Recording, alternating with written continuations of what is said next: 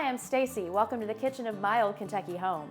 Today on Bourbon and Biscuits, we're going to be making 2 Kentucky brunch recipes. They'd be perfect for Derby Day or any day. Let's get started.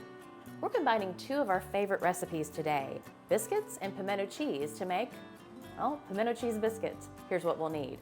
1 teaspoon of salt, 1 teaspoon of baking soda, 4 teaspoons of baking powder, 1 cup of pimento cheese, a half a cup of shortening, 2/3 a cup of milk, and 2 cups of flour. So we have made biscuits before on Bourbon and Biscuits, of course.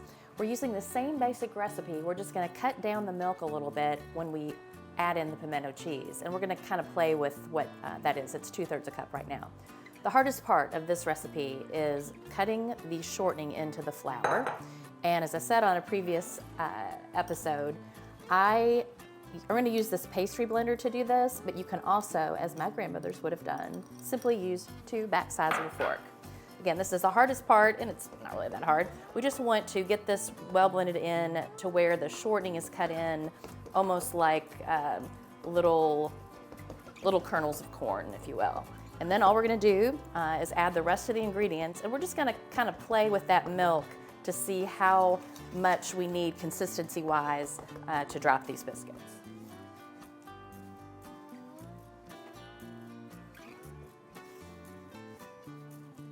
Okay, I don't know if you can tell on camera how these are just still a little dry, even with that 2/3 a cup of milk. So like I said, we were just gonna play with it because these need to form up to biscuits and you don't want them to be dry in your mouth.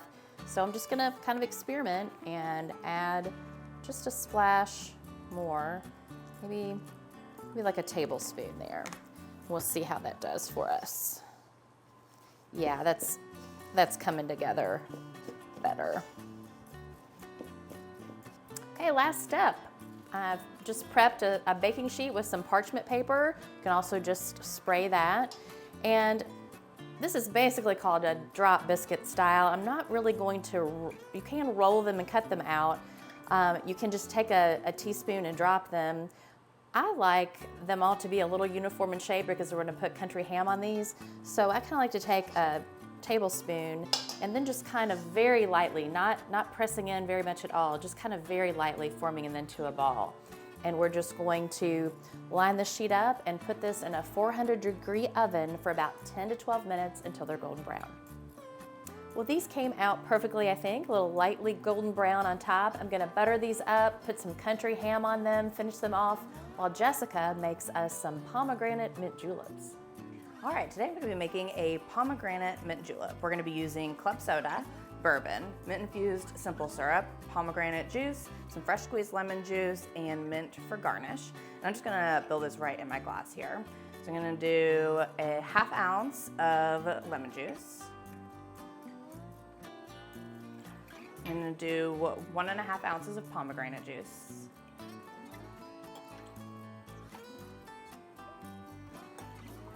One ounce of the mint simple syrup, and this is just equal parts sugar, water, brought to a simmer until the sugar melts, and then take off the heat, add the mint, and let it steep to infuse the flavor. I'm gonna do 2 ounces of bourbon, and today we're using a special Bourbon and Biscuits version, which I'll talk to you a little bit about later with Stacy. All right. I'm just gonna give this a good stir to chill everything. I already have about 1/2 a cupful of ice in here. I just want to be able to stir it. And then I'm gonna top it off with more ice. And then a splash of club soda to get it nice, light, and a little fizzy since we're doing a brunch cocktail here. And then lastly, I've got fresh mint, and you might remember from our mint julep episodes, you gotta spank the mint to release all the nice aromatics there. Give it a good spanking. And then I'm just gonna pop that in your glass, and there you have it, is our pomegranate mint julep. Well, Stacy, don't you just love drinking in the morning? Well, yes, Jessica, I think we're the new Kathy and Hoda. I love it. And I love brunch. I know, period. It's so fun. So yeah, so this episode came from, you know how Michael, my husband, thinks that our whole show should be biscuits. Yes. Bourbon and Every biscuits. episode should have a biscuit. Because you always do bourbon. You're like, Right. well, it's bourbon biscuits. Why isn't can't get this. So today, in honor of Yates, He'll be very happy. we do. And I love this recipe. I love combining those flavors. In fact, even a smear of pimento cheese on top of this would be It's a too. great combination. Yes. Just makes both things better.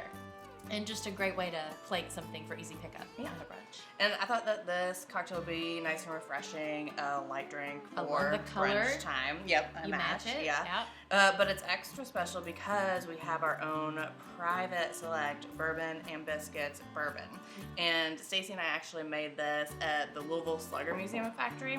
They have the new experience, barrels and billets, where you can blend your own perfect bourbon, and it was a lot of fun. Making us old school rectifiers.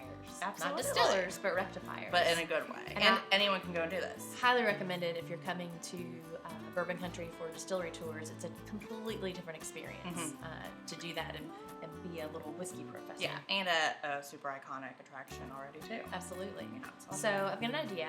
I think we need a spin-off series of this, just doing riffs on pimento cheese and mint juleps. I think it'll be a huge success and could go on indefinitely. I think. Food Network, here we come. Well, thank you all for joining us, and we will see you next time on Bourbon And biscuits. Cheers! Cheers.